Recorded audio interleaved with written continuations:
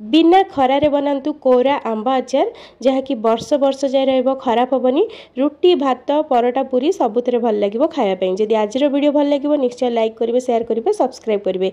एई आचार बनिया पे एठी मु नेछि 1.5 केजी कंचा आंब। प्रथमे आंब को भल भाबरे धोईकी भल से पोछि देबे तापर चोपा छडेकी आंब को आमे कोरी देबा। आपण आचार बनेला बेले सब बेले गोटे कथा ध्यान रे रखथिबे जेमति पानी अंश कोनोसी बासन रे लागि नथिबो। पानी अंश रहिला माने आचार खराब होई जिवो।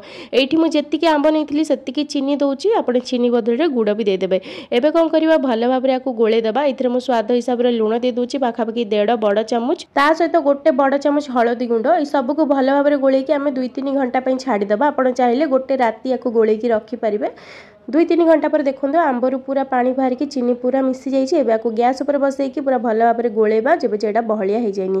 तापे ये गोटे मसला तैयारी कर देखिपे मेथी सोरिष पान मधुरी जीरा नहीं भाजिकी मु गुंड कर देखो चीनी पाग हो गलानी। एबे इथरे मसला गुंड कला लुण चिली फ्लेक्स देकी गोले की ठंडा करदेबा। ठंडा हो गला इथरे आमे सोरिष तेल दबा। सोरिष तेल मु काश्मीरी लंका गुंड कला जीरा हेंगू फुटई थी।